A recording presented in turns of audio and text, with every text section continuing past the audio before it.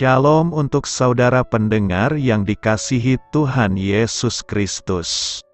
Selamat siang dan salam sejahtera untuk kita semuanya. Selamat datang kembali di renungan siang dan doa siang pada hari ini. Semoga saudara yang terkasih dalam keadaan sehat selalu. Kiranya damai dan sukacita Roh Kudus melimpah di dalam hati dan pikiran saudara saat ini. Sebelum kita mulai renungan pada siang hari ini, marilah kita bersama-sama berdoa.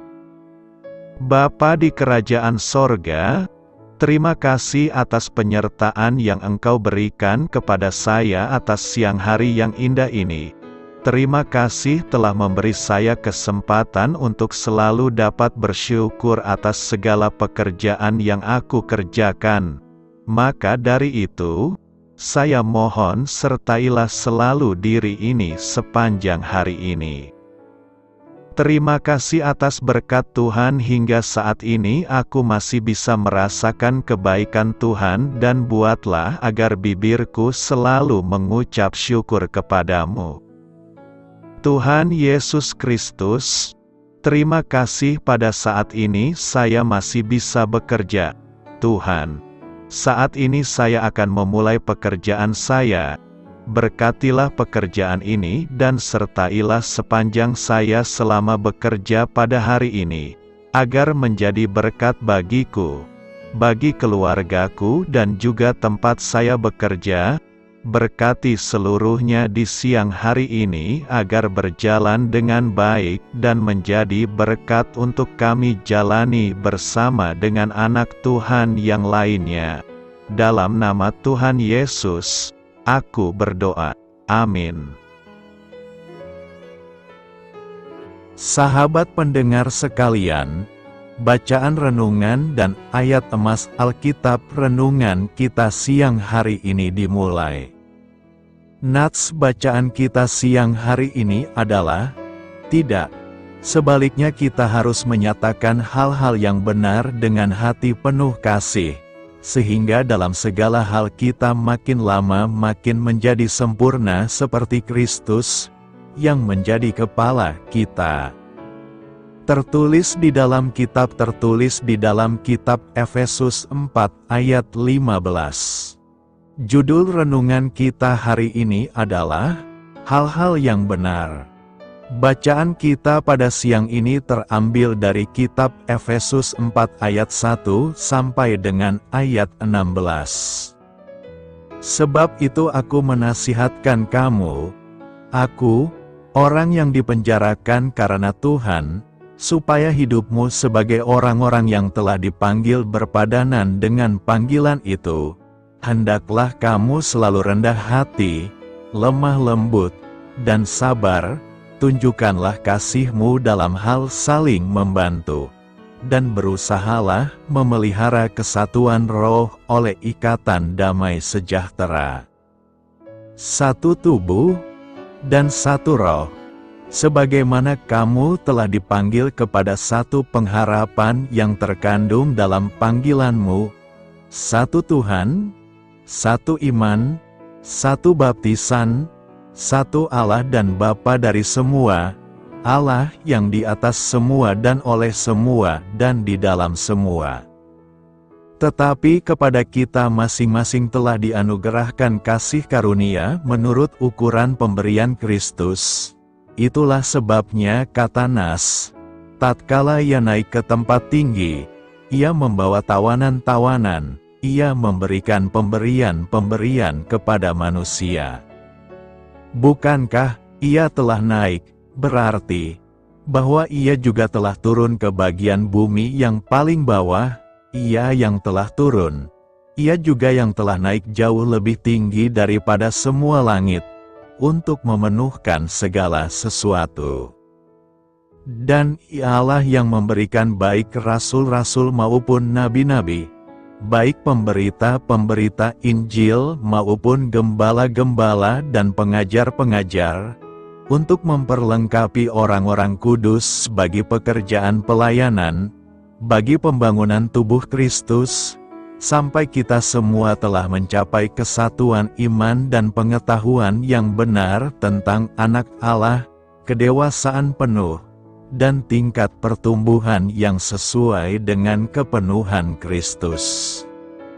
Sehingga kita bukan lagi anak-anak yang diombang-ambingkan oleh rupa-rupa angin pengajaran, oleh permainan palsu manusia dalam kelicikan mereka yang menyesatkan, tetapi dengan teguh berpegang kepada kebenaran di dalam kasih kita bertumbuh di dalam segala hal ke arah Dia, Kristus, yang adalah kepala. Daripadanya seluruh tubuh, yang rapih tersusun dan diikat menjadi satu oleh pelayanan semua bagiannya, sesuai dengan kadar pekerjaan tiap-tiap anggota menerima pertumbuhannya dan membangun dirinya dalam kasih. Ayat renungan kita ini terambil dari kitab Efesus 4 ayat 1 sampai dengan ayat 16. Kata bijak Alkitab hari ini adalah, kesadaran akan identitas baru kita sebagai anak Allah adalah senjata ampuh untuk melawan tipu muslihat iblis. Mari kita mulai renungan siang kita. Baiklah, mari kita mulai segmen kisah inspiratif. Apakah yang memulihkan Petrus dari dosanya? Film The Passion of the Christ menyodorkan petunjuk menarik. Pada saat Yesus diadili, berlawanan dengan janjinya pada saat perjamuan terakhir, Petrus menyangkal Yesus sebanyak 3 kali. Ketika kemudian matanya bertatapan dengan mata sang guru, hati Petrus tercekat. Ia berlari keluar dan dengan terbata-bata mengakui dosanya kepada Maria, ibu Yesus, Yohanes, dan Maria Magdalena. Dengan kata lain, Petrus berlari kembali kepada komunitas orang-orang percaya dengan mengakui kelemahannya. Komunitas itu merengkuhnya dan mendukungnya untuk memperoleh anugerah dan kesempatan baru. Pengalaman Petrus tersebut sejajar dengan pengajaran Paulus.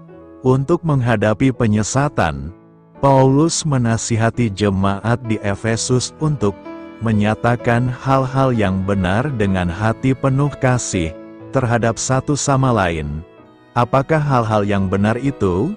Paulus mengacu pada identitas baru mereka di dalam Kristus, bahwa mereka adalah ciptaan baru di dalam Kristus, bahwa mereka adalah anggota tubuh Kristus. Melalaikan identitas sejati tersebut membuat orang percaya rentan terhadap penyesatan dan pencobaan. Terhadap orang yang bergumul dengan dosa, dengan demikian, motivasi paling efektif bukan mendorong mereka berfokus pada dosa, menyesalinya, dan berusaha memperbaiki dengan kekuatan sendiri.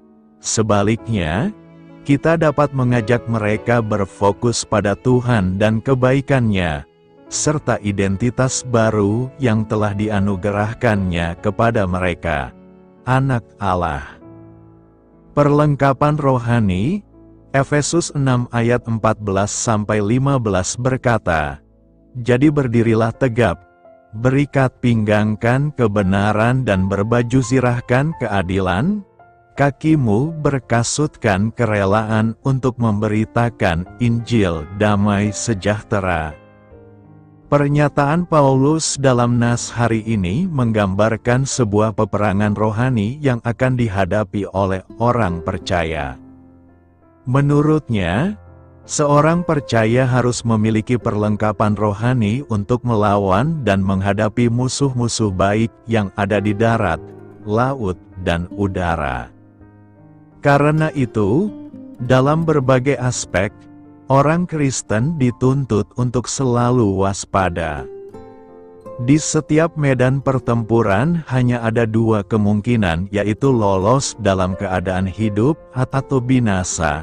Dalam peperangan rohani, Kematian seseorang bukan sekedar secara jasmani yang bersifat sementara tetapi menyangkut kematian rohani yang tidak ada jalan keluarnya. Maka Efesus 6 ayat 13 mengatakan, "Sebab itu ambillah seluruh perlengkapan senjata Allah, supaya kamu dapat mengadakan perlawanan pada hari yang jahat itu dan tetap berdiri, sesudah kamu menyelesaikan segala sesuatu." Untuk memberi gambaran mengenai perlengkapan senjata Allah, Paulus memakai ilustrasi tentara Romawi dengan 6 perlengkapan perang yang standar. Para penafsir seringkali membaginya menjadi 2 bagian, yaitu 3 perlengkapan yang harus diikat di badan, yaitu ikat pinggang, baju zirah, dan kasut, serta 3 perlengkapan lain yang harus dipakai atau dipegang, yaitu ketopong, perisai, dan pedang. Dengan demikian ia memparalelkan antara peperangan duniawi dan rohani. Perlengkapan rohani yang menjadi kunci pertama adalah, ikatlah pinggangmu dengan kebenaran. Perintah ini pernah dinyatakan oleh Paulus sebelumnya, yaitu dalam Efesus 4 ayat 14-15. Sehingga kita bukan lagi anak-anak, yang diombang-ambingkan oleh rupa-rupa angin pengajaran, oleh permainan palsu manusia dalam kelicikan mereka yang menyesatkan, tetapi dengan teguh berpegang kepada kebenaran.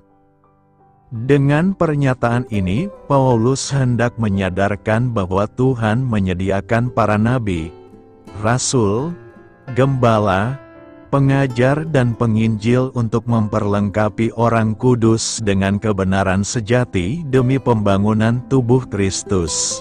Dengan kata lain, Alkitab menuntut setiap orang Kristen untuk belajar dengan baik dan senantiasa menggumulkan kebenaran.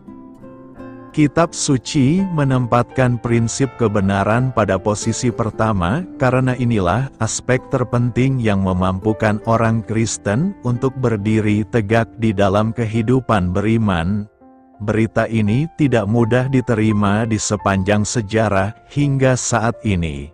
Ketika berusaha menegakkan kebenaran, seringkali orang Kristen harus menghadapi banyak musuh yang tidak menyukai kebenaran, karena membicarakan kebenaran berarti berkonfrontasi dengan inti sentral dari sifat dosa atau karakter iblis. Tuhan Yesus pernah mengalami hal ini dalam Yohanes 18 ayat 37-38b. Maka kata Pilatus kepadanya, "Jadi engkau adalah raja?" Jawab Yesus, "Engkau mengatakan bahwa aku adalah raja. Untuk itulah aku lahir dan untuk itulah aku datang ke dalam dunia ini, supaya aku memberi kesaksian tentang kebenaran. Setiap orang yang berasal dari kebenaran mendengarkan suaraku." Kata Pilatus kepadanya, "Apakah kebenaran itu?" Sesudah mengatakan demikian, keluarlah Pilatus. Tindakan Pilatus itu menunjukkan bahwa sesungguhnya ia hanya ingin mempermainkan kebenaran sejati. Itulah sikap manusia berdosa karena bapaknya adalah iblis yang anti kebenaran. Selain itu, peristiwa tersebut mencerminkan filsafat Yunani kuno yang berkembang di zaman itu, yakni semangat pragmatisme dan relativisme. Kedua paham ini menekankan bahwa di dunia ini tidak ada kebenaran. Ironisnya, paham yang sangat bertentangan dengan kekristenan ini terus berkembang hingga saat ini, terutama di dunia barat. Musuh utama kekristenan di dunia timur adalah konsep skeptisisme yang menyatakan bahwa kebenaran itu ada tetapi terlalu besar untuk dapat dimengerti dan dikomunikasikan. Secara tidak langsung, paham ini hendak menyatakan bahwa kebenaran hanyalah suatu simbol di tengah dunia. Di abad 21 ini skeptisisme relativistik mulai mencapai puncaknya dan muncul dengan ide postmodern era yang menekankan satu filosofi, yaitu dekonstruksi yang mencoba mempermainkan dan menghancurkan semua kebenaran. Jadi, ketika seseorang berusaha menyatakan kebenaran, ia akan dianggap tidak ilmiah. Dengan kata lain, di zaman postmodern ini tak seorang pun dapat menyatakan kebenaran karena segala sesuatu bersifat relatif. Relativisme telah mempersulit kekristenan untuk meyakinkan orang dunia supaya kembali dan berdiri di dalam kebenaran firman yang sah dan tegas karena diwahyukan oleh Tuhan sendiri bagi semua orang. Padahal sesungguhnya manusia dituntut untuk mengikatkan diri dengan kebenaran itu. Tuntutan ini memang sangat sulit untuk dilaksanakan, bahkan kesulitan ini sudah menjadi internal problem di dalam kekristenan karena masuknya relativisme ke dalam gereja. Akibatnya, Efesus 6 ayat 14 yang menyatakan, "Jadi berdirilah tegap, berikat pinggangkan kebenaran," dianggap fiktif belaka di tengah dunia ini. Bagaimanapun juga, Alkitab mengatakan bahwa kebenaran firman bersifat sejati hingga dapat dijadikan sebagai basis mutlak. Ketika seseorang mulai merelatifkan segala sesuatu, berarti ia memutlakkan dirinya sebagai penentu kebenaran, dan pada saat yang sama, ia menjadi rusak dan berdosa. Karena itu, tak seorang pun dapat menjadi sumber kebenaran. Di antara pelengkapan perang tentara Romawi, terdapat 3 macam ikat pinggang, yaitu ikat pinggang lebar seperti rok yang terbuat dari kulit untuk melindungi perut bagian bawah, ikat pinggang kulit untuk menggantungkan pedang dan terompet, ikat pinggang khusus sebagai tanda jabatan atau pangkat. Lustrasi tersebut digunakan oleh Paulus untuk menunjukkan bahwa kebenaran menjadi kriteria utama dari dignity dan otoritas seseorang, karena kebenaran itulah inti kehidupan di dunia ini. Orang yang hidup dalam kebenaran akan mampu berdiri tegak dan menatap semua orang tanpa bergeming sedikitpun, baik di hadapan penguasa maupun konglomerat, karena harga dirinya tidak dapat dipermainkan. Dunia tidak mampu memahami perihal kebenaran ini, bahkan menolak dan mencoba untuk menggantinya. Menurut konsep dunia, kekayaan dan kekuasaanlah yang membuat seseorang sangat dihormati. Namun sejarah membuktikan tidak demikian. Orang kaya bermoral buruk tidak akan dihargai oleh siapapun. Semua orang bersedia menjalin hubungan dengannya hanya karena menginginkan hartanya atau mendapat keuntungan darinya. Jika ia tidak dapat memberikan keuntungan lagi, maka mereka akan mencaci maki, mencemooh dan mengejeknya. Seorang anak Tuhan yang hidup dalam kebenaran walaupun tidak kaya, ia akan tetap dihormati dan disegani. Demikian pula dengan penguasa bermoral buruk yang ditakuti oleh semua orang namun belum tentu dihormati. Paulus memerintahkan semua anak Tuhan untuk mengikat pinggang dengan kebenaran karena ia hendak menunjukkan bahwa kebenaran itu sangat signifikan dalam peperangan rohani.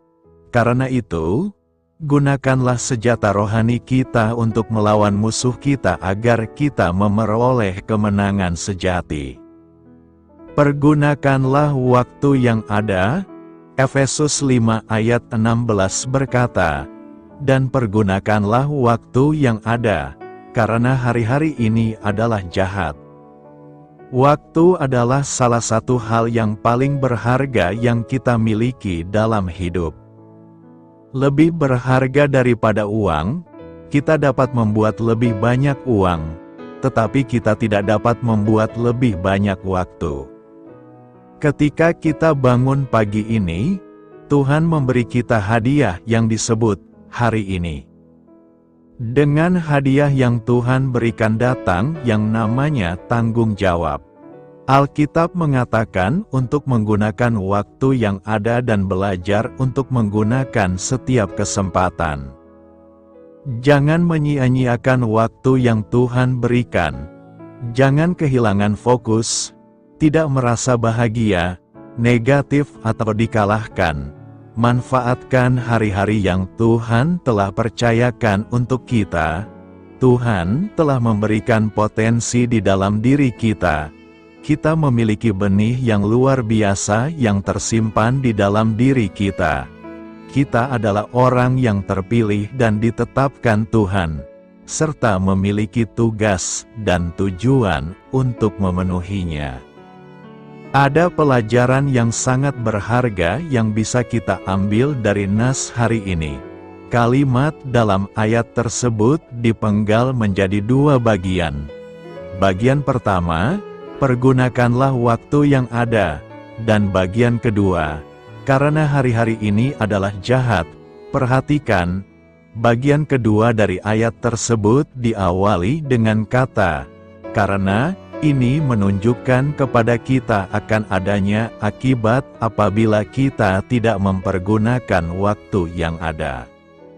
Untuk memahami teks ini, kita bisa mengalegorikannya dengan sebuah nasihat yang diberikan kepada kita saat bepergian keluar kota. Misal kita akan berangkat dari Medan lewat Tele menuju ke Samosir dengan kendaraan kita. Lantas orang tua berpesan, hati-hati di jalan, karena hari-hari ini cuaca sangat buruk. Pesan tersebut sangat berbeda dengan pesan, hati-hati di jalan, tanpa lanjutan kata-kata yang lain. Kata-kata, karena hari-hari ini cuaca sangat buruk, mengandung peringatan kepada kita akan adanya potensi bahaya apabila kita tidak berhati-hati menempuh perjalanan dari Medan lewat Tele ke Samosir yang banyak melewati pegunungan, tanjakan, turunan dan tikungan tajam akan sangat berbahaya ketika cuaca buruk. Hujan lebat bisa membuat jalanan menjadi sangat licin yang akan semakin menambah resiko bahaya. Itu artinya, nas hari ini adalah peringatan bagi kita akan adanya potensi bahaya ketika kita tidak mempergunakan waktu yang ada. Alkitab mengatakan bahwa hari-hari ini adalah jahat. Sedikit kesalahan saja bisa membawa kita pada persoalan serius. Itu sungguh-sungguh terjadi hari-hari ini. Hanya gara-gara persoalan sepele seperti uang parkir, status dan komentar di media sosial, orang bisa bertengkar, berantem, bahkan saling bunuh. Demikian juga ada banyak anak muda yang terperosok, terpenjara narkoba, dan akhirnya keluarganya berantakan karena diawali dengan iseng atau coba-coba. Ketahuilah bahwa pada hari-hari terakhir akan datang masa yang sukar. Manusia akan mencintai dirinya sendiri dan menjadi hamba uang. Mereka akan membual dan menyombongkan diri. Mereka akan menjadi pemfitnah. Mereka akan berontak terhadap orang tua dan tidak tahu berterima kasih, tidak mempedulikan agama, tidak tahu mengasihi, tidak mau berdamai, suka menjelekkan orang, tidak dapat mengekang diri, garang, tidak suka yang baik, suka mengkhianat, tidak berpikir panjang, berlagak tahu, lebih menuruti hawa nafsu daripada menuruti Allah. Sebab itu kitab suci mengajarkan kita agar mempergunakan waktu yang ada. Waktu adalah anugerah Tuhan yang sangat berharga. Waktu bukan hanya berbicara tentang detik, menit, jam, hari atau durasi. Waktu juga berbicara tentang kesempatan. Manfaatkan dan maksimalkan setiap menit dan kesempatan yang kita punya. kita tidak akan pernah bisa mengembalikan waktu yang sudah kita habiskan walau cuma semenit. Jangan membuang waktu kita dengan melakukan hal-hal yang sia-sia. Jangan lengah, iseng atau coba-coba berbuat dosa. Buang dan lempar jauh-jauh hal-hal yang bisa merusak pikiran dan hidup kita. Lalu, bagaimana caranya kita bisa mempergunakan waktu dengan benar? Jawabnya tentu janganlah kita bodoh. Sebab itu janganlah kamu bodoh. Tetapi usahakanlah supaya kamu mengerti kehendak Tuhan. Mengerti kehendak Tuhan adalah kuncinya. Firman Tuhan akan mengajar kita untuk membedakan mana yang harus ataupun jangan kita lakukan. Firman Tuhan juga akan memperbaharui pikiran dan perbuatan kita. Karena itu, pergunakanlah waktu kita dengan sebaik-baiknya untuk bekerja dan memuliakan Tuhan. Apa artinya mengatakan kebenaran dalam kasih? Orang Kristen sering berbicara tentang perlunya mengatakan kebenaran dengan kasih. Sebuah perintah yang terdapat dalam Efesus 4 ayat 15. Seringkali yang mereka maksudkan adalah perlunya membagikan kebenaran yang sulit dengan cara yang lembut, baik hati, dan tidak menyinggung. Dari sudut pandang praktis, kita tahu bahwa hal-hal sulit akan lebih baik didengar ketika pertahanan kita tidak kuat. Dalam lingkungan yang penuh kasih dan tidak mengancam, kebenaran yang sulit akan lebih mudah diterima. Jadi, adalah hal yang alkitabiah untuk membagikan kebenaran yang sulit kepada orang lain, dalam kasih, seperti ungkapan yang umum digunakan. Namun, dengan melihat konteks Efesus 4 ayat 15, kita bisa mendapatkan pemahaman yang lebih mendalam tentang apa artinya mengatakan kebenaran dengan kasih. Dalam ayat-ayat sebelum perintah untuk mengatakan kebenaran dalam kasih, Paulus menulis tentang kesatuan dalam tubuh Kristus.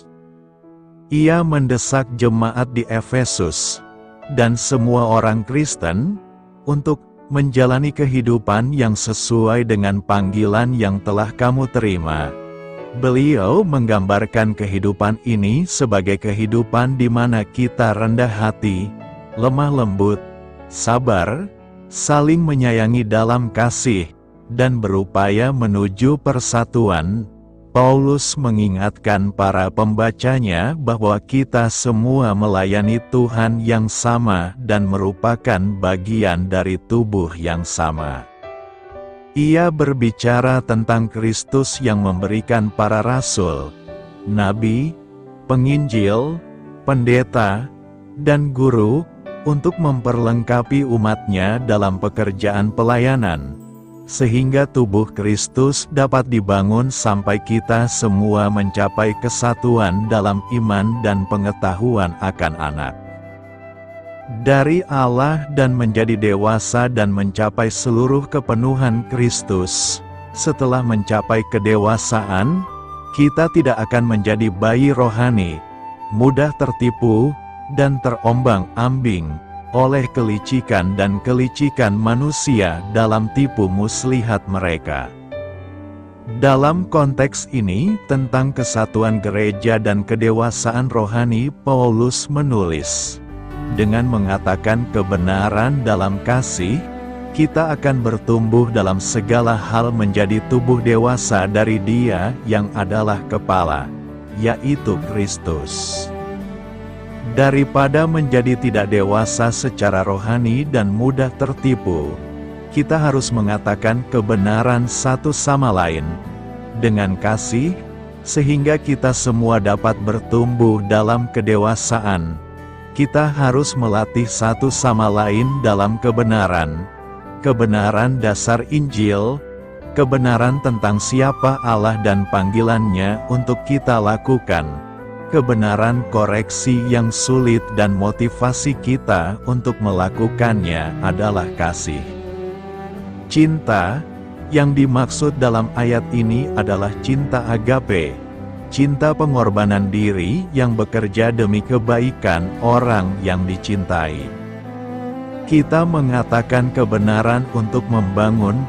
Beberapa ayat kemudian Paulus menulis, "Janganlah keluar segala perkataan yang tidak sehat dari mulutmu, tetapi hanya perkataan yang bermanfaat untuk membangun orang lain sesuai dengan kebutuhannya, supaya bermanfaat bagi mereka yang mendengarkannya. Perkataan kita hendaknya bermanfaat bagi pendengarnya." Kita harus mengatakan kebenaran dalam kasih. Paulus juga menasihati untuk menanggalkan dirimu yang lama, yang sedang dirusak oleh keinginan-keinginannya yang menipu, untuk dijadikan baru dalam sikap pikiranmu, dan mengenakan manusia baru, yang diciptakan serupa dengan Allah dalam kebenaran dan kesucian sejati. Sebab itu hendaklah kamu masing-masing membuang kebohongan dan berkata jujur kepada sesamamu. Karena kita semua adalah anggota satu tubuh. Sebagai anggota satu tubuh, kita tidak boleh saling menipu.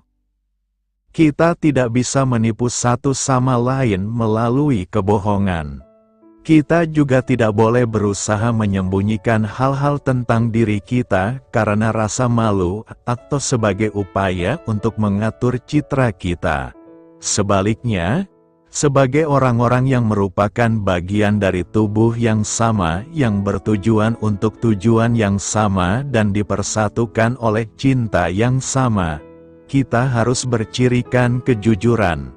Mereka yang mencintai harus katakan yang sebenarnya. Kasih bersukacita karena kebenaran. Ketidakjujuran adalah tindakan yang tidak penuh kasih dan kasar. Mengatakan kebenaran dalam kasih bukanlah tentang bersikap lemah lembut, melainkan tentang bagaimana kebenaran dan kasih berjalan beriringan. Karena kita saling mengasihi, kita harus mengatakan kebenaran. Karena kita mengetahui kebenaran, kita harus menjadi orang yang bercirikan kasih. Yesus datang dari Bapa, penuh kasih karunia dan kebenaran. Sebagai pengikutnya yang menjadi serupa dengan gambarnya, kita juga harus bercirikan kasih karunia dan kebenaran. Yang penting, kita juga dipanggil untuk mengasihi mereka yang belum mengenal Kristus.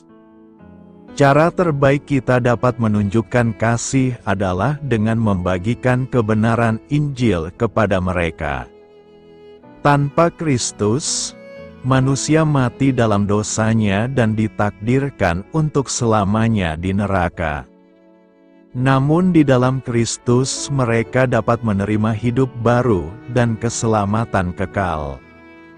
Ini adalah pesan yang harus kita bagikan. Petrus menulis, "Hormatilah Kristus sebagai Tuhan dalam hatimu." Bersiaplah selalu untuk memberikan jawaban kepada setiap orang yang meminta Anda memberikan alasan atas harapan yang Anda miliki. Tetapi lakukanlah itu dengan lemah lembut dan hormat. Kami memberitakan Injil karena kami mengasihi orang-orang yang untuknya Kristus telah mati. Kita menyampaikan kebenaran Allah karena kasih-Nya dan dengan cara yang jelas dan tanpa penyesalan mengkomunikasikan kebenaran dan kasih. Apa artinya kita harus saling bersabar? Karena kita semua telah diberkati dengan segala berkat rohani di sorga di dalam Kristus. Salah satu tanggung jawab kita adalah kita harus saling menyayangi dalam kasih. Efesus 4 ayat 2 mengatakan, "Hendaklah kamu rendah hati dan lemah lembut. Bersabarlah, saling bersabar dalam kasih." Dalam Efesus 1 ayat 4-14, Paulus menjelaskan bahwa Allah telah bekerja untuk menggenapi setiap berkat rohani bagi kita. Allah Bapa telah memilih kita untuk diangkat menjadi anak. Yesus telah menebus kita melalui darah-Nya sendiri, dan Roh Kudus telah memeteraikan kita, menjamin bahwa kita termasuk dalam Tuhan selalu. Ini adalah perubahan yang luar biasa dari kesesatan yang kita alami sebelumnya. Kita begitu dirusak oleh dosa, sehingga pada hakikat kita adalah anak-anak murka Allah, dan kita semua berjalan dalam kehancuran dan kematian. Namun Tuhan menunjukkan belas kasihan yang luar biasa kepada kita, memberi kita kehidupan baru dan identitas baru melalui kasih karunia melalui iman. Karena identitas baru ini, kita mempunyai kesatuan yang baru satu sama lain, karena kita semua berhubungan dengan Dia. Dan sekarang setiap orang yang percaya kepada Yesus Kristus adalah saudara dan saudari. Meskipun identitas baru kita di dalam Kristus adalah karena kasih karunia melalui iman, ada tanggung jawab yang kita miliki terhadap satu sama lain. Paulus menasihati orang-orang percaya untuk berjalan dengan cara yang sesuai dengan panggilan yang luar biasa ini. Dan bagian dari melakukan hal itu adalah dengan menunjukkan kerendahan hati, kelembutan, dan kesabaran. Dengan sifat-sifat itu kita harus saling menjaga dalam kasih. Kata Yunani anekomenoi, yang diterjemahkan menanggung dengan, berarti mengambil tanggung jawab lagi dan lagi. Idenya adalah untuk terus-menerus dan sabar bertahan, bertoleransi, atau menanggung satu sama lain. Ini adalah ekspresi penting dari kasih yang harus dimiliki oleh orang-orang yang beriman kepada Kristus terhadap satu sama lain. Dan hal ini ditandai dengan penambahan ungkapan kasih oleh Paulus. Seperti yang kita ketahui, kasih menutupi banyak sekali dosa. Dalam surat Paulus yang pertama kepada jemaat di Korintus, ia menjelaskan bahwa sifat kasih yang pertama adalah kesabaran. Dalam Galatia 6 ayat 2 Paulus kembali menghubungkan gagasan mengungkapkan kasih dan sabar menanggung serta menolong satu sama lain. Dia berkata di sana, saling menanggung beban, dan dengan demikian memenuhi hukum Kristus. Hukum yang Paulus maksudkan adalah amanat Yesus bahwa orang-orang yang mau mengikut Dia harus mengasihi Tuhan, Allah mereka, dengan segenap hati, jiwa, dan pikiran, serta harus mengasihi sesamanya seperti dirinya sendiri. Yesus menambahkan dalam konteks itu bahwa kedua mandat ini adalah intisari seluruh kitab suci Ibrani. Saling menjaga adalah bagian penting dalam mengungkapkan cinta dengan benar satu sama lain. Orang-orang yang percaya kepada Kristus mempunyai segala berkat rohani di dalam Kristus melalui kasih karunia Allah dan melalui iman. Kami telah diberi identitas baru dan sekarang menjadi saudara dan saudari. Tentu saja, tidak seorang pun di antara kita yang sempurna atau dewasa di dalam Kristus seperti kelak. Akibatnya, kita sering mengecewakan Tuhan, dan mau tidak mau kita akan mengecewakan satu sama lain. Karena kelemahan yang melekat itu, kita masing-masing membutuhkan kasih karunia dari satu sama lain. Penulis kitab Ibrani mengingatkan kita bahwa kita harus terus-menerus memikirkan bagaimana kita dapat saling mendorong dalam kasih dan perbuatan baik. Kita saling membutuhkan. Petrus mengingatkan kita bahwa kita semua telah menerima belas kasihan dari Allah dan belas kasihan itu adalah dasar dari identitas baru kita di dalam Kristus. ketika Petrus menantang para pembacanya untuk berjalan dalam belas kasihan itu, ia menasihati mereka untuk memperhatikan semua orang dan menghormati semua orang. Ada banyak cara spesifik yang dapat kita lakukan untuk saling bersabar. Namun ide utamanya adalah kita saling bersabar dalam kasih. Berusaha memelihara kesatuan roh. Hari ini kita akan membahas tema, berusaha memelihara kesatuan roh. Ada 3 kata penting dalam tema kita minggu ini, yakni, pertama kata, berusahalah. Kata ini ditujukan pada pribadi yang sedang berkumpul dalam nama Tuhan Yesus, memuji dan menyembahnya. Masing-masing akan beribadah dalam satu kegiatan ibadah, dan harus ada kesatuan roh. Roh Kudus bekerja tidak dengan cara merasuk pribadi seseorang. Pribadi itu sadar. Oleh karena sadar, maka tentunya faktor jiwaninya pun bekerja, sehingga di setiap karunia-karunia yang bekerja pada pribadi orang percaya yang Roh Kudus sedang pakai, harus menyadari bahwa apabila melibatkan unsur jiwaninya, sesuatu yang lain bisa terjadi, yaitu emosionalnya, pikirannya, kehendaknya, itu bisa tersalur di karunia tersebut sehingga dapat membuat karunia tersebut tercemar. Kedua, kata memelihara. Kata ini berarti menjaga, melindungi, memperhatikan dan peduli. Memelihara juga mengandung arti ada pertumbuhan.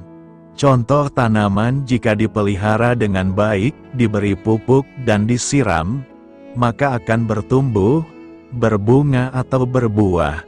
Demikian pun manusia rohani kita harus dipelihara supaya bertumbuh dan berbuah. Itu sebabnya, sudah menjadi tugas dan tanggung jawab kita, masing-masing pribadi, untuk memelihara kesatuan roh. Ketiga, kata kesatuan roh. Kesatuan roh harus dipelihara dalam pertemuan ibadah. Jika tidak, ibadah hanyalah sebuah kegiatan agamawi. Kita tidak berbicara mengenai pribadi tunggal, di mana setiap orang yang berdoa dalam nama Tuhan Yesus Kristus kepadanya akan diberi hak iman, yaitu apa yang diikat di dunia akan terikat di sorga, dan apa yang dilepas di dunia akan terlepas di sorga. Artinya, jika kita berdoa secara pribadi tidak ada urusannya dengan orang lain dan tidak ada urusan dengan kata, sehati, sepakat, atau kesatuan roh, hanya urusan pribadi dengan Tuhan saja. Ketika sudah ada 2 orang yang berdoa, itu berarti sudah menjadi 2 masalah. Apalagi 3 orang, 4 orang, bahkan dalam jemaat yang beragam pribadinya. Kesatuan roh adalah kesatuan yang berasal dari Roh Kudus, dan bukan kesatuan karena kepentingan bersama, nyaman bersama, atau untuk mendapat keuntungan. Artinya kesatuan roh bisa terlaksana karena ada Roh Kudus. Roh Kuduslah yang menghasilkan kesatuan roh, dan setiap orang mengusahakan kesatuan itu. Mengapa kita membutuhkan kesatuan? Jawabannya tentunya karena manusia tidak bisa hidup sendiri. Manusia memerlukan orang lain. Dengan adanya kesatuan roh, maka jemaat satu dengan yang lain bisa saling mengingatkan dan saling menopang. Hal itu akan menjadi kekuatan yang luar biasa. Kenapa Tuhan Yesus pada waktu hendak disalib, ia berdoa kepada Bapa yang di sorga? Karena Bapa memiliki kesatuan yang sangat kuat dengan Tuhan Yesus. Kesatuan yang sangat kuat ini sangat dibutuhkan, apalagi dalam menghadapi saat-saat yang sulit. Dalam keberadaannya sebagai manusia, Tuhan Yesus sangat gentar menghadapi salib itu. Tetapi setelah Tuhan Yesus selesai berdoa untuk yang ketiga kalinya, dia mendapatkan kekuatan yang luar biasa. Dia sekarang dengan tegar siap menghadapi salib itu. Kalau Tuhan Yesus adalah Allah yang sempurna membutuhkan kesatuan, apalagi kita sangat serius membutuhkan kesatuan roh satu dengan yang lainnya. Menurut Paulus, kesatuan roh ini adalah bagian dari tugas orang-orang yang telah dipanggil Tuhan. Jika kita dalami teks ini, maka kita akan melihat ada 5 hal yang harus dimiliki oleh orang yang dipanggil Tuhan untuk melayaninya, yakni rendah hati, lemah lembut, sabar, kasih, dan kesatuan roh. Kesatuan itu diletakkan dalam satu tubuh, satu roh dan satu iman, satu baptisan dan satu Allah. Perbedaan akan menjadi masalah ketika pondasi persatuannya tidak ada dan keempat keutamaan itu tidak dihidupi. Bukan perbedaan yang membuat kita berkonflik, tetapi perbedaan pijakan dan respon sikap kitalah yang membuat kita berkonflik. Dalam tema minggu ini yang harus kita dalami adalah kesatuan roh. Kesatuan itu, yaitu kesatuan dalam tubuh Kristus, bukanlah hasil usaha mereka, ia adalah satu pemberian, suatu pemberian roh. Kesatuan inilah yang mereka harus jaga, pelihara, lindungi. Itu tugas dan panggilan mereka. Bila mana hal itu tidak mereka lakukan, maka mereka tidak setia kepada tugas dan panggilan mereka. Dengan perkataan lain, pada mereka tidak ada kerendahan hati, tidak ada kelemah lembutan, tidak ada kesabaran, tidak ada kelakukan dalam kasih. Kesatuan itu diberikan oleh Allah, tetapi diberikan untuk dijaga, dipelihara. Dalam jemaat tidak terdapat banyak roh dan banyak mazhab roh. Yang ada di situ ialah banyak rupa-rupa karunia roh. Tetapi hanya ada satu roh saja. Kesanalah usaha jemaat harus diarahkan. Alat untuk tugas menjaga kesatuan roh ialah ikatan damai sejahtera. Yang Paulus maksudkan di sini dengan ikatan ialah tali yang mengikat dan menghubungkan mereka. Dalam Kristus, damai sejahtera itu menghubungkan, mempersatukan kita dengan Dia dan kita dengan kita. Tugas kita ialah menjaga, memelihara, melindungi hubungan, kesatuan itu. Bila mana hal itu tidak kita buat, dengan perkataan lain, bila mana hubungan damai sejahtera Allah, yaitu Kristus, tidak kita jaga, pelihara, lindungi, maka akan rusaklah kesatuan kita dalam Dia. Dan sebaliknya, bila mana sudah rusak kesatuan kita itu, maka akan rusak juga hubungan damai sejahtera yang menatang dan menopangnya. Timbul pertanyaan kita sekarang, apakah makna kesatuan roh dalam kehidupan kita? Ada beberapa makan dari kesatuan roh itu dalam kehidupan kita, yakni: pertama, kesatuan roh akan menghasilkan kristosentris. Persekutuan yang seperti ini akan menghasilkan pribadi yang hidup sehari-harinya berpusat kepada Kristus. Sebab mereka sudah terlatih dalam berusaha menjaga kesatuan roh, dengan jalan satu dengan yang lain akan saling menaklukkan diri di hadapan Tuhan dengan tidak saling mendahului. Kedua, kesatuan roh harus membangun tubuh Kristus. Perbedaan karunia yang kita miliki harus kita gunakan untuk membangun tubuh Kristus mencapai kedewasaan penuh. Efesus 4 ayat 12 dan 13 menulis, untuk memperlengkapi orang-orang kudus bagi pekerjaan pelayanan, bagi pembangunan tubuh Kristus, sampai kita semua telah mencapai kesatuan iman dan pengetahuan yang benar tentang Anak Allah, kedewasaan penuh, dan tingkat pertumbuhan yang sesuai dengan kepenuhan Kristus. Ingatlah baik peran, karunia maupun jawatan kita dalam keutuhan tubuh Kristus bersumber dari Roh yang sama, yaitu Roh Kudus. Apapun peran, karunia maupun jawatan kita dalam pembangunan tubuh Kristus, tidaklah menjadikan kita lebih penting atau lebih tinggi posisinya dibandingkan yang lain. Allah lewat Roh Kudus tidak pernah membangun kasta ataupun tingkatan dalam pelayanan. Tidaklah baik bila ada yang menganggap karunia bernubuat lebih hebat dari karunia melayani, atau jawatan gembala lebih baik daripada jawatan guru.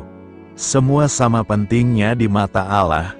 Jadi janganlah kita mengkultuskan karunia atau jawatan tertentu. Kita harus saling menghargai dan menghormati jawatan atau karunia masing-masing yang berbeda bagi terciptanya kesatuan roh. Ketiga, kesatuan roh menghasilkan kekuatan dan keindahan yang luar biasa. Rasul Paulus mengatakan dalam ayat 16 bahwa anggota tubuh yang terikat dalam kesatuan itu akan tersusun rapi. Sesuatu tersusun rapi itu akan tampak indah. Keindahan inilah yang menjadi daya tarik jemaat mula-mula, sehingga orang-orang yang ada di sekitar mereka menjadi tertarik untuk bergabung dengan mereka. Keindahan dari kesatuan umat itu juga diakui oleh pemazmur. Dengan kesatuan roh maka yang besar menopang yang kecil, sehingga bisa berdiri bersama. Yang kecil pun ternyata bisa mempunyai peranan yang besar dalam menjaga keseimbangan. Keempat, kesatuan roh itu perlu dipelihara atau dirawat. Kesatuan itu dikerjakan oleh Roh Kudus. Kita yang berasal dari berbagai latar belakang, dengan kebiasaan, kesukaan dan kepentingan yang bermacam-macam, telah dipersatukan menjadi satu tubuh Kristus. Kita yang tidak ada hubungan kekeluargaan dan kekerabatan telah dipersatukan dalam keluarga Allah. Kita yang berasal dari suku yang berbeda-beda telah dipersatukan menjadi satu umat yang baru, dengan identitas yang baru, yaitu bangsa yang terpilih, imamat yang rajani, umat kepunyaan Allah. Kesatuan rohani itu bukan kita yang menciptakan, tetapi pekerjaan Allah sendiri. Oleh karena itu kita harus memelihara kesatuan yang telah dikerjakan Allah itu dengan rasa takut dan hormat. Jangan merusak kesatuan tubuh Kristus itu hanya demi kepentingan kita sendiri. Berusaha memelihara kesatuan roh, Efesus 4 ayat 3 berkat, dan berusahalah memelihara kesatuan roh oleh ikatan damai sejahtera. Rasul Paulus menyadari bahwa sekalipun jemaat Efesus mempunyai komitmen untuk hidup berpadanan dengan panggilan itu, namun tidak ada jaminan bahwa mereka akan tetap setia pada komitmen itu. Selama manusia masih hidup dalam daging ini, manusia penuh dengan kelemahan, hari ini bisa begitu giat melayani, belum tentu besok masih mempunyai semangat yang sama. Tuhan Yesus berkata, roh memang penurut tetapi daging itu lemah. Contoh, setelah Petrus dengan lantang akan tetap mengikut Tuhan Yesus sekalipun murid lain meninggalkannya. Tetapi tidak lama berselang Petrus menyangkal Tuhan Yesus. Hal yang sama sangat mungkin bisa terjadi pada jemaat Efesus. Karena itu Paulus mengingatkan, berusahalah memelihara kesatuan roh. Manusia tidak bisa hidup sendiri. Manusia memerlukan orang lain. Dengan adanya kesatuan roh, maka jemaat satu dengan yang lain bisa saling mengingatkan dan saling menopang. Hal itu akan menjadi kekuatan yang luar biasa. Kenapa Tuhan Yesus pada waktu hendak disalib, Ia berdoa kepada Bapa yang di sorga? Karena Bapa memiliki kesatuan yang sangat kuat dengan Tuhan Yesus. Kesatuan yang sangat kuat ini sangat dibutuhkan apalagi dalam menghadapi saat-saat yang sulit. Dalam keberadaannya sebagai manusia, Tuhan Yesus sangat gentar menghadapi salib itu. Tetapi setelah Tuhan Yesus selesai berdoa untuk yang ketiga kalinya, Dia mendapatkan kekuatan yang luar biasa. Dia sekarang dengan tegar siap menghadapi salib itu. Kalau Tuhan Yesus adalah Allah yang sempurna membutuhkan kesatuan, apalagi kita sangat serius membutuhkan kesatuan roh satu dengan yang lainnya. Kesatuan roh selain menghasilkan kekuatan yang luar biasa, hal itu juga akan bisa menghasilkan keindahan yang luar biasa. Rasul Paulus mengatakan dalam ayat 16 bahwa anggota tubuh yang terikat dalam kesatuan itu akan tersusun rapi. Sesuatu tersusun rapi itu akan tampak indah. Keindahan inilah yang menjadi daya tarik jemaat mula-mula, sehingga orang-orang yang ada di sekitar mereka menjadi tertarik untuk bergabung dengan mereka. Keindahan dari kesatuan umat itu juga diakui oleh pemazmur. Dengan kesatuan roh, maka yang besar menopang yang kecil sehingga bisa berdiri bersama. Yang kecil pun ternyata bisa mempunyai peranan yang besar dalam menjaga keseimbangan. Karena itu, teruslah berusaha memelihara kesatuan roh di dalam hidup kita. Selamat berkarya untuk Tuhan. Selamat memulai karya dalam minggu ini untuk Tuhan. Doa saya menyertai saudara sekalian. Saya memberkati Anda agar sewaktu Anda mencarinya dari Dia, Bapa Surgawi Anda akan memberikan bagi Anda roti harian Anda. Dalam nama Yesus Kristus, Tuhan yang berkuasa atas alam semesta dan menuntun kita kepada iman yang menyelamatkan, Tuhan Yesus menyertai senantiasa. Tuhan memberkati. Amin.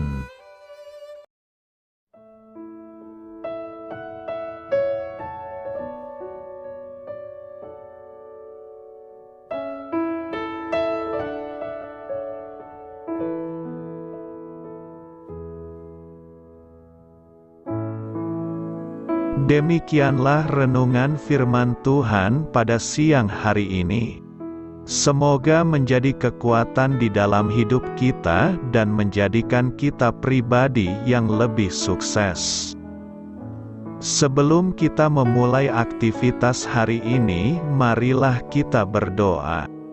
Bapa kami yang ada di sorga, terima kasih atas kasih dan kebaikan Tuhan yang begitu besar buat kami. Tuntunlah perbuatanku agar di sepanjang hari ini saya bisa bekerja sebaik-baiknya, tidak pernah jemu menolong sesama, selalu ramah dan tahu terima kasih, menghayati iman dan mengamalkannya dengan sekuat tenagaku. Semua ini saya sampaikan kepadamu, dengan pengantaraan Kristus, Tuhan kami. Allah, Bapa kami bersyukur kepadamu, bahwa dengan bekerja kami boleh ambil bagian di dalam karya-Mu mensejahterakan dan membahagiakan umat manusia. Kami mohon bimbingan-Mu dalam melaksanakan pekerjaan kami hari ini. Bimbinglah kami agar sanggup bekerja dengan semangat kasih, dengan riang, rajin dan jujur. Terima kasih, Tuhan. Amin. Dalam nama Tuhan Yesus Kristus Tuhan dan Juru Selamat kami, Bapa kami yang baik, Kami mengucap syukur dan berdoa. Amin. Biarlah firman Tuhan menjadi pengingat untuk kita semua, bahwa tuntunan dari Roh Kudus akan selalu memberi jalan keluar bagi setiap permasalahan hidup kita, dan memberi kedamaian di hati kita. Amin. Sampai jumpa di renungan siang saudara rohani berikutnya. Shalom.